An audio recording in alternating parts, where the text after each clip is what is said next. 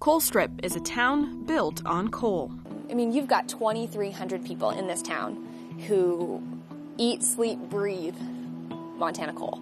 The small community's largest employers are the Rosebud coal mine and adjacent coal-fired power plants. We're a one-horse town, and our one horse is coal, C-O-A-L. As the industry continues in a downward spiral, the people in this town don't know how their community can survive without coal. There's no doubt that everyone's fearful of what's going to happen. MontanaPBS looks into the uncertainties surrounding the future of Colstrip.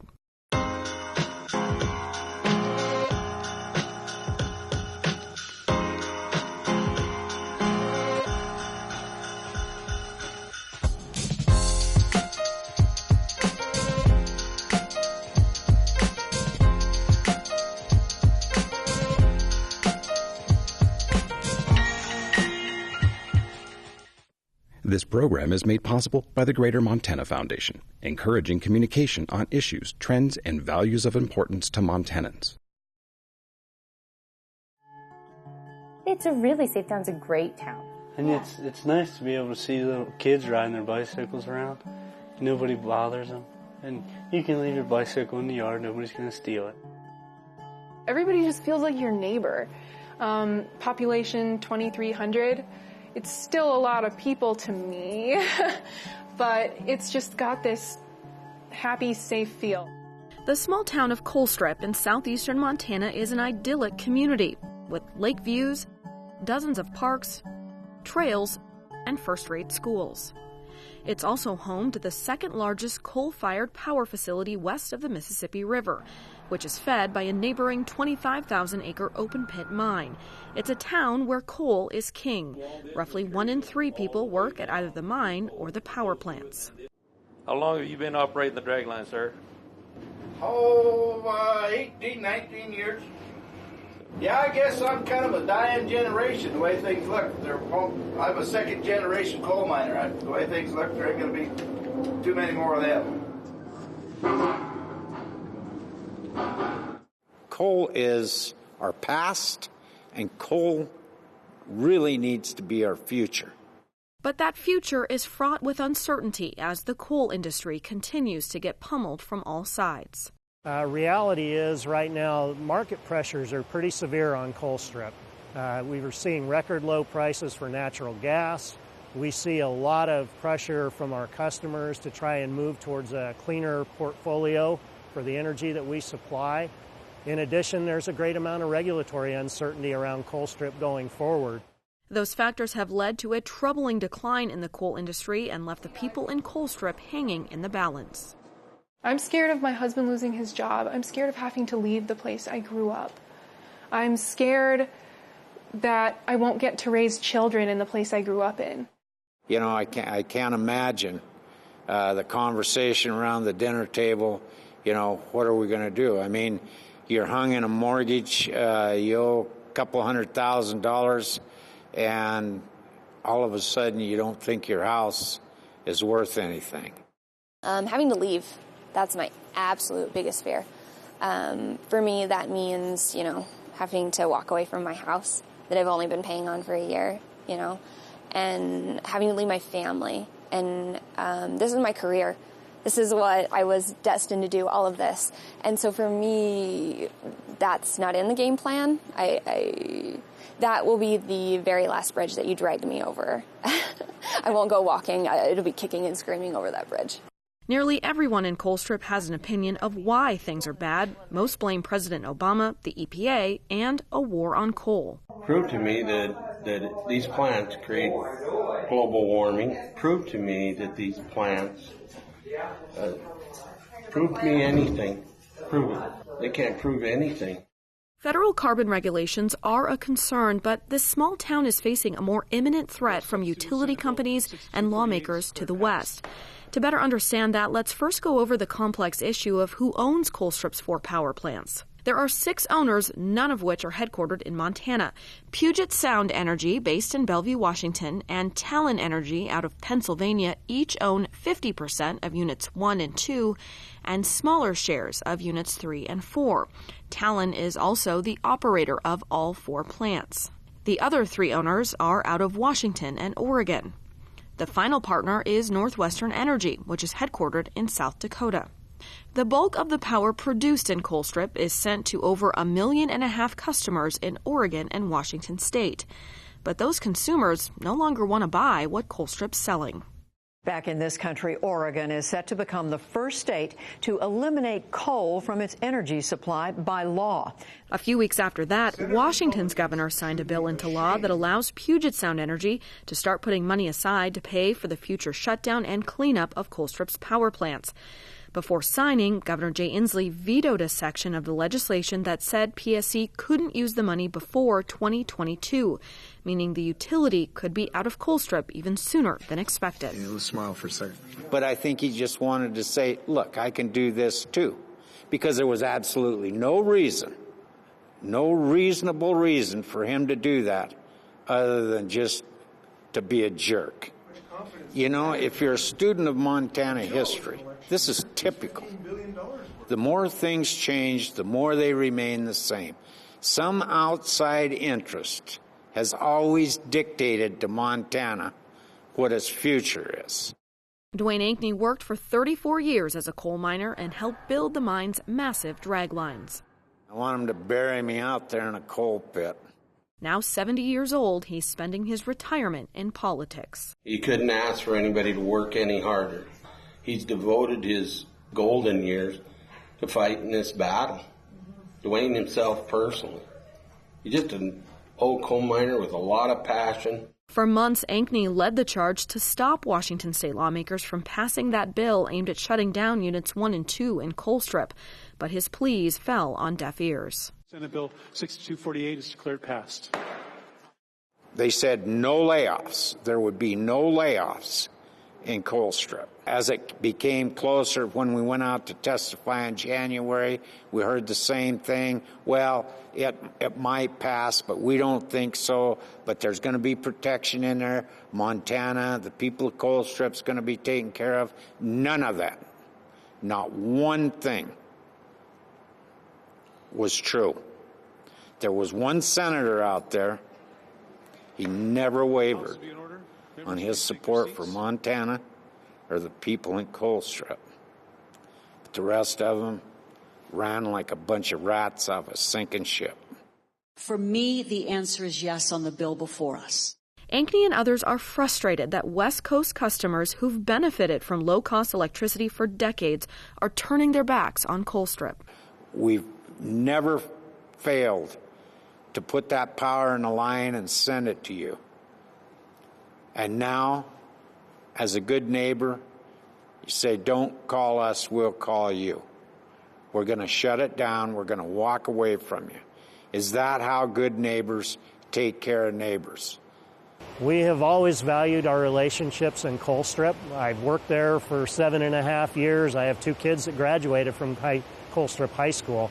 I understand that it is a very unnerving time to be living in Colstrip, and really the winds of change are here. There's a lot of change happening. There's a lot of new rules, regulations, legal challenges to coal.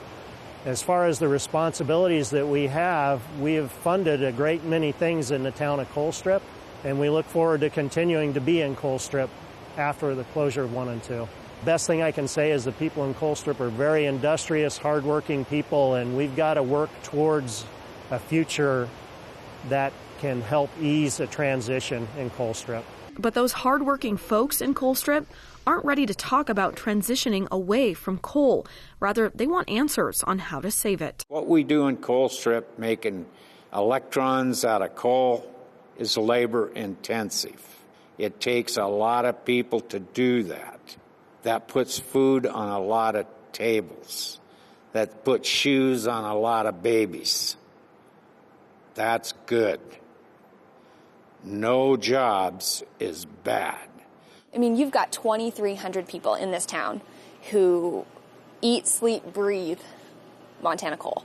And, you know, without it, they're up a creek. They have nothing. Both Ashley Dennehy and Lori Shaw grew up in Colstrip and returned home after finishing college. Both of their husbands work at the mine. Earlier this year, the 24-year-old started a Facebook page called Colstrip United to give a voice to supporters of coal.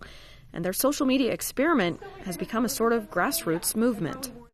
We just want to get the other side of the coin out there. A lot of times the pro-coal side of things isn't represented very well, or it's just kind of, we won't talk about that. We'll just talk about the negative. So we wanted to help fight that a little bit by promoting it. And then with inspiring, there's a lot of people in Colstrip that are scared.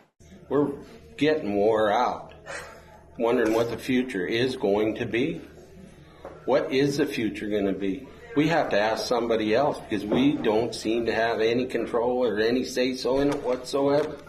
God bless them young girls and their technology because they're picking up where we left off. When I talked to both of them 4 or 5 months ago, and, what can we do to help you, Dwayne? I picked up my phone and I said, this is where people get their news. It's among those young people that I worry, and they're the ones that make me, when I want to just say to heck with it, work harder. Tina and Clint Coluccio both work at the power plants. They moved to Colstrip from Pennsylvania 2 years ago, intending to put down roots and start a family. To stay here and have kids was like the dream. It's like the dream place to have kids. Our plans have changed as far as what we're willing to do until we know more. It's not to say that we're in any way, shape, or form. We don't want to be anywhere else. It slows things down a little. We really love our jobs. Both of us really love what we do. We love where we do it. We love everything about it. So we kind of just are trying to ride it out. It's just this community has so much to offer, and the people here are so kind. You'll be even walking on the sidewalk. You'll usually see someone you know and say hi to them. Or if you don't know them, they'll generally introduce themselves to you. It's just, I love the people here. I mean, we're going to stick it out because we love this place, and we're not going to move because of the war on coal, with what's going on right now. We're not leaving.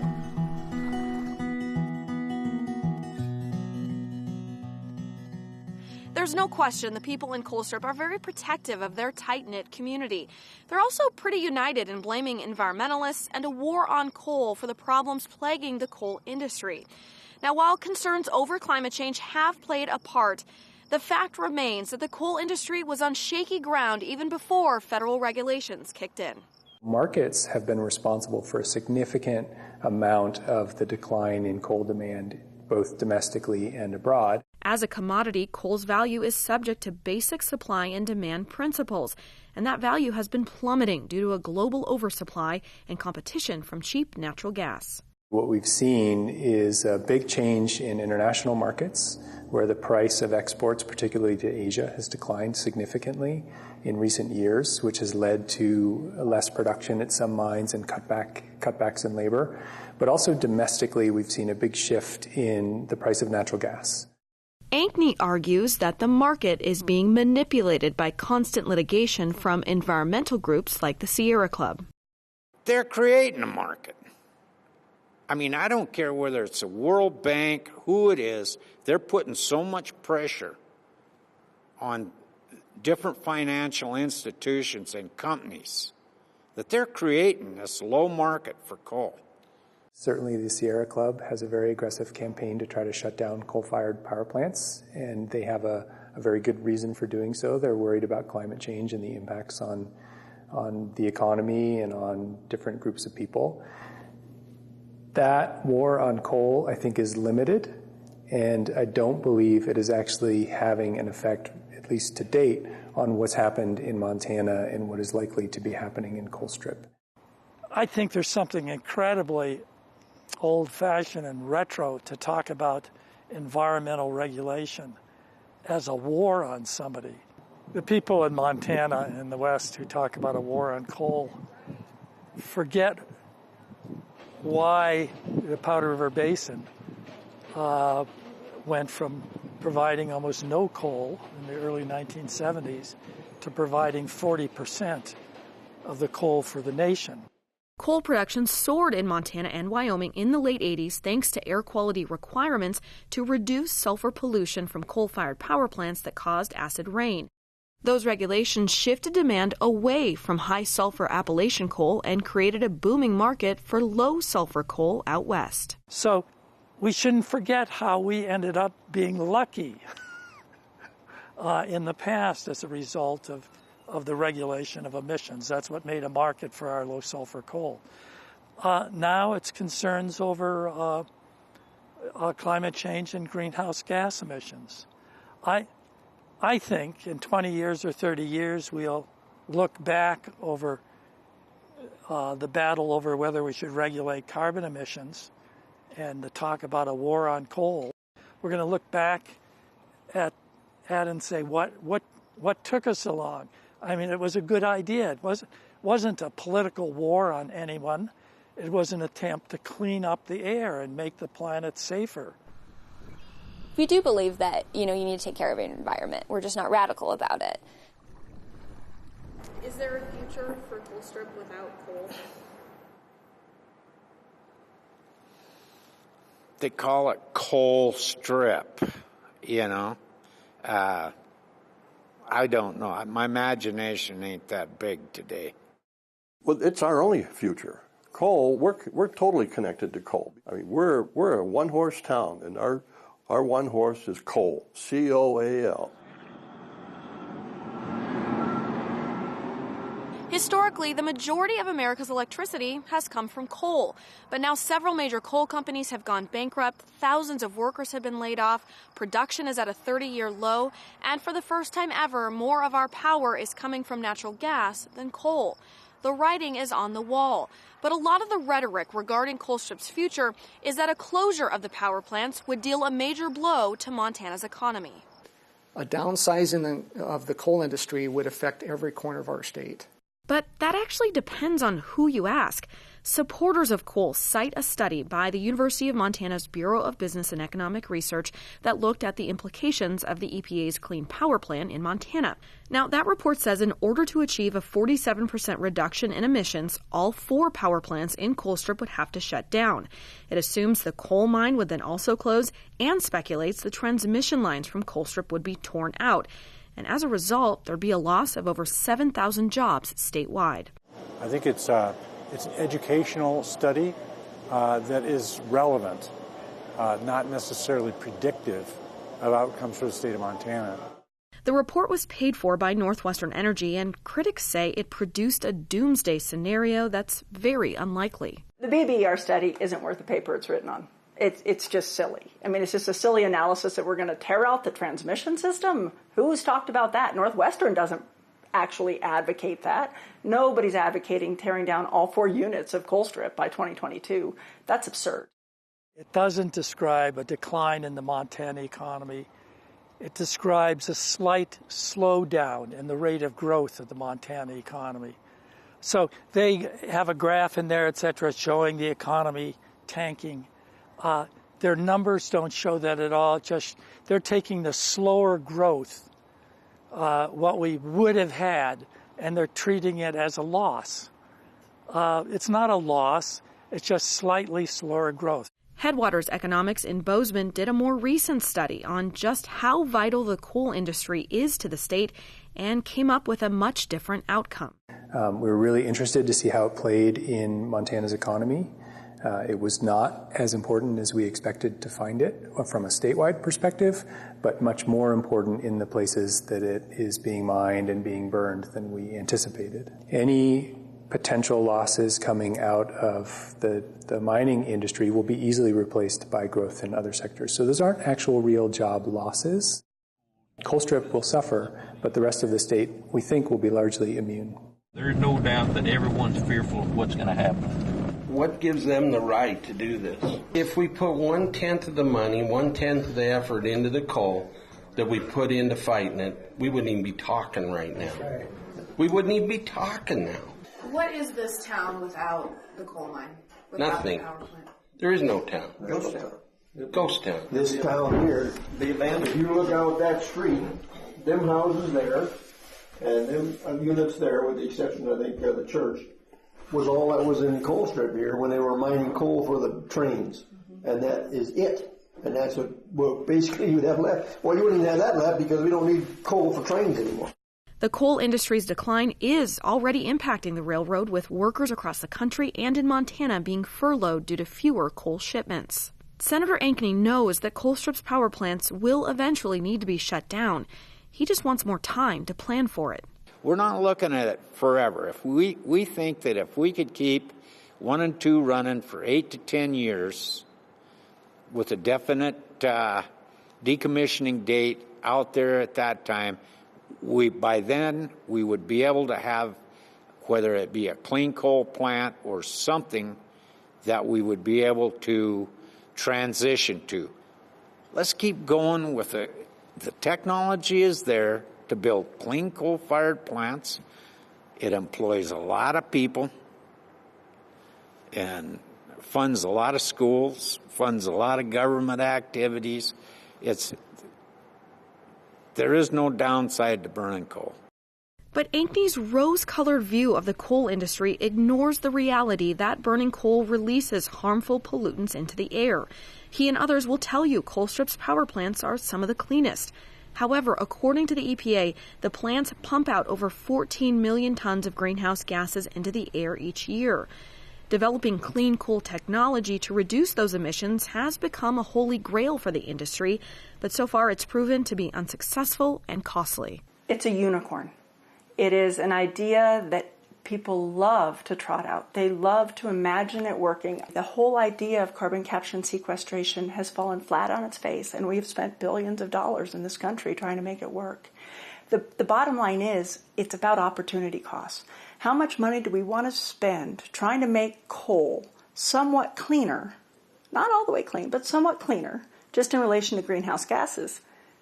Or do we want to put that same amount of money into putting solar panels on people's homes, or making low-income homes more affordable, or putting wind turbines on reservations in this state?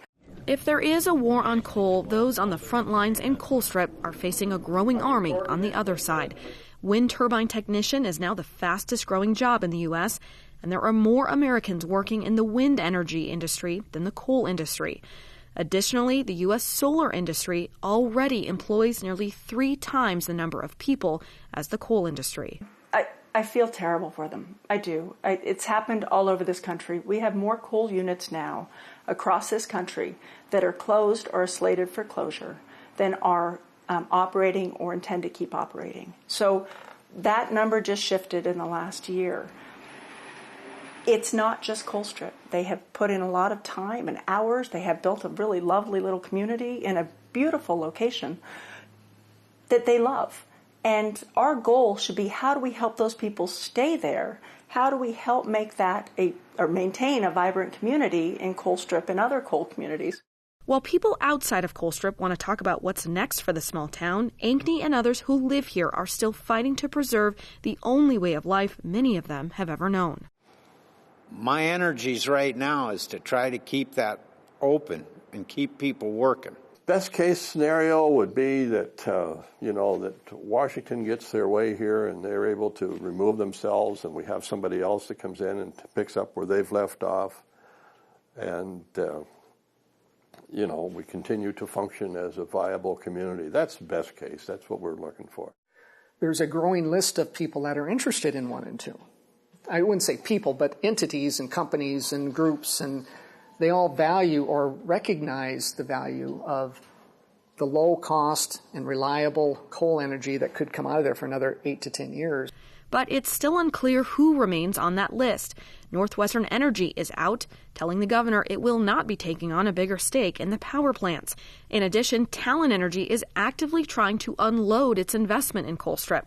The company's CEO calls the generating station a losing asset, and a spokesperson told us Talon's exit plan will be in place before the year is over.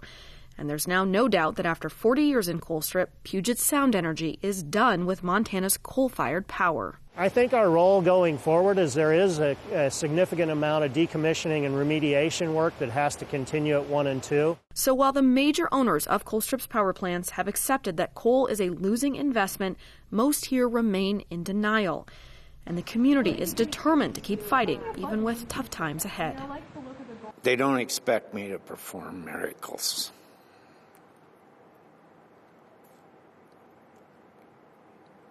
They know I'm doing everything I can.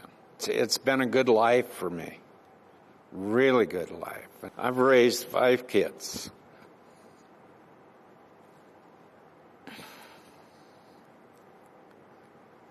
And I can't imagine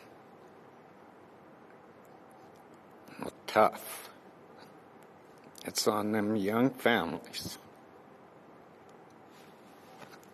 That's what fuels me, because I care about them. Ankney's concern for the people of Colstrip is certainly genuine. He also holds powerful sway over what happens in Colstrip. Coal isn't going away tomorrow, but planning for a possible future without it should be happening today. Here we have this golden egg of a transmission system that can move energy to West Coast markets. Those markets want clean energy. Somebody will provide them with clean energy. The question is, will it be us or will it be somebody else? Those are the types of conversations we should be having to help the people in Colstrip move forward and have employment and have certainty. I think one of the risks is that if we don't start those dialogues soon, then we actually expose ourselves to greater risk. I think the biggest opportunity right away is the excess capacity on the transmission line if Colstrip 1 and 2 are retired in the near future. One of the limiting factors to growing renewable energy in Montana is capacity and access to transmission to sell that electricity into other markets. And so if there is capacity, I think it's incumbent upon the state to work with the renewable energy industry as well as a lot of the utilities to try to plan and see how that could be done so that it's reliable and so that it's cost effective and so that Montana could continue to export electricity. I think there is a real opportunity there if we can find a way to start planning for it. So I think there will be some future for Colstrip. As of right now, predicting what that is going to be, I think is too far off. And I don't think the transition for Colstrip will be easy. This program is made possible by the Greater Montana Foundation, encouraging communication on issues, trends, and values of importance to Montanans.